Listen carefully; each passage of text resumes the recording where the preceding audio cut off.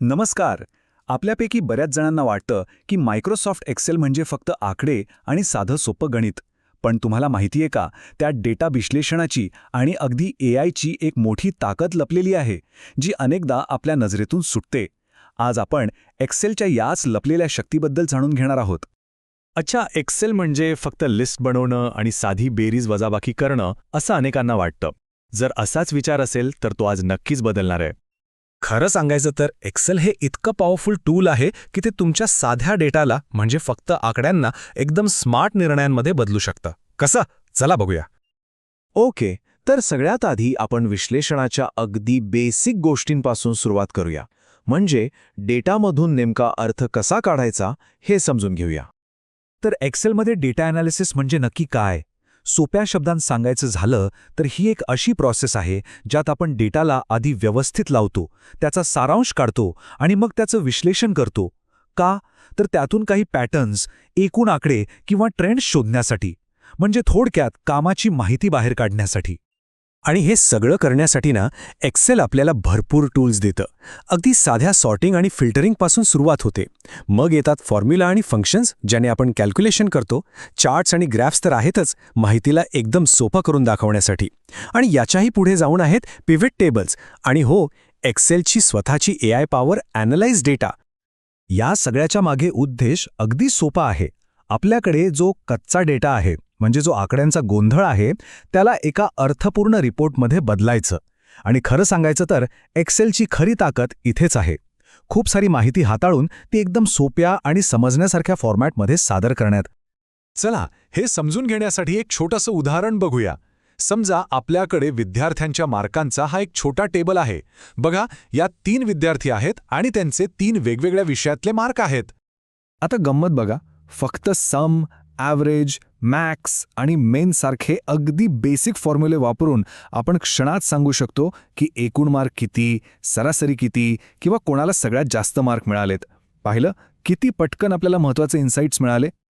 आणि हे करणं खूपच सोपं आहे. फक्त डेटा टेबल घ्या, त्यावर ॲव्हरेज सारखा एखादा फॉर्म्युला लावा आणि बस, रिझल्ट लगेच तुमच्यासमोर.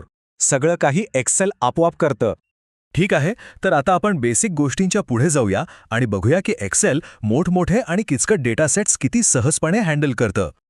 पण एक मिनिट थांबा. विचार करा, जेव्हा तुमच्याकडे 3 नाही तर हजारो लाईन्सचा डेटा असेल, म्हणजे एखाद्या मोठ्या कंपनीच्या सेल्सचा किंवा अख्ख्या शाळेतल्या विद्यार्थ्यांच्या मार्कांचा, मग काय करणार? आणि इथेच एंट्री होते एक्सेलच्या सगळ्यात पॉवरफुल टूलची, पिव्हट टेबल. याची खासियत काय माहितीये? कोणताही किचकट फॉर्म्युला वापरायची गरज नाही. फक्त काही क्लिक्समध्ये हा हजारो ओळींच्या डेटाचा सारांश एका छोट्या स्वच्छ रिपोर्टमध्ये देतो. जसं की महिन्याप्रमाणे एकूण सेल्स किती झाला किंवा प्रत्येक वर्गाची सरासरी किती आहे. आता हे आकडे तर मिळाले, पण त्यांना आणखी सोपं कसं करायचं? त्यासाठी आहेत चार्ट्स. कारण आपलं डोकं आहे ना, ते आकड्यांपेक्षा चित्रांना जास्त लवकर समजतं.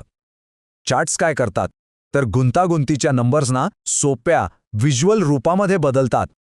यामुळे मोठे ट्रेंड्स एका नजरेत कळून जातात. उदाहरणार्थ, हा बार चार्ट बघा, जो आपण आपल्या विद्यार्थ्यांच्या डेटावरूनच बनवला आहे. याकडे बघता क्षणीच कळतं की विषय 2 मध्ये सरासरी मार्क सगळ्यात जास्त आहेत. आता सांगा, आकड्यांच्या टेबलपेक्षा हे किती सोपं आहे ना? आणि आता आपण येतो ह्या सगळ्याच्या सगळ्यात इंटरेस्टिंग भागाकडे, एक्सेलचं स्वतःचं एआय. हो, तुम्ही बरोबर ऐकलंय. एक्सेलमध्ये एक असा पर्सनल डेटा असिस्टंट आहे जो तुमच्यासाठी डेटाचं विश्लेषण स्वतःहून करतो. एक्सेलमध्ये एक ॲनालाइज डेटा नावाचं फीचर आहे, जे आर्टिफिशियल इंटेलिजन्स वापरतं. याचं काम काय? तर आपलं काम सोपं करणं. म्हणजे आपल्याला स्वतःला किचकट ॲनालिसिस करत बसायची गरजच नाही. आणि सगळ्यात भारी गोष्ट काय माहितीये? आपण याला आपल्या साध्या सोप्या भाषेत प्रश्न विचारू शकतो. उदाहरणार्थ फक्त असं टाईप करायचं, कोणत्या रिजनमध्ये किती सेल झाला, आणि एक्सेल तुम्हाला उत्तर देईल. आणि हे वापरायला किती सोपं आहे बघा. फक्त 4 स्टेप्स. पहिलं, आपला डेटा सिलेक्ट करा. दुसरं, ॲनालाइज डेटा बटनवर क्लिक करा. तिसरं, तुमचा प्रश्न विचारा. आणि चौथं, एक्सेल तुम्हाला चार्ट्स आणि समरीसोबत लगेच उत्तर देईल. झालं. ओके, तर आता या सगळ्या गोष्टी एकत्र जोडून बघूया. आपण पाहिलं की एक्सेल डेटाला फक्त आकडेवारी म्हणून नाही बघत, तर त्याला एका अशा मौल्यवान साधनात बदलतं जे आपल्याला योग्य निर्णय घ्यायला मदत करतं. आणि एक गोष्ट लक्षात घ्या, हे स्किल आजच्या काळात कोणत्याही करिअरसाठी खूप महत्त्वाचं आहे. ऑफिसमध्ये काम करत असाल, स्वतःचा बिझनेस चालवत असाल किंवा विद्यार्थी असाल, डेटा अनालिसिस सगळीकडेच उपयोगी पडतं. याचा वापर कुठे होतो? अहो, सगळीकडे. फायनान्शियल रिपोर्ट्स बनवण्यासाठी, अकाउंट्स मॅनेज करण्यासाठी, विद्यार्थ्यांच्या नोंदी ठेवण्यासाठी किंवा बिझनेस कसा चालला आहे यावर लक्ष ठेवण्यासाठी. याची लिस्ट खूप मोठी आहे. आणि जर हे शिकायचं असेल तर त्याचा एक सोपा मार्ग पण आहे. सुरुवात करा छोट्या टेबलपासून, मग हळूहळू फॉर्म्युलांची प्रॅक्टिस करा. त्यानंतर पिवट टेबल्समध्ये मास्टरी मिळवा, मग चार्ट्स बनवा आणि सगळ्यात शेवटी त्या ॲनालाइज डेटा AI फीचरसोबत थोडे प्रयोग करून बघा. तर मग पुढच्या वेळी जेव्हा तुम्ही एक्सेल उघडाल तेव्हा त्याला फक्त एक स्प्रेडशीट म्हणून बघू नका. जरा विचार करा की तुमच्या त्या डेटामध्ये अशा कोणत्या लपलेल्या गोष्टी, कोणत्या स्टोरीज असू शकतात ज्या फक्त तुम्हीच उलगडू शकता.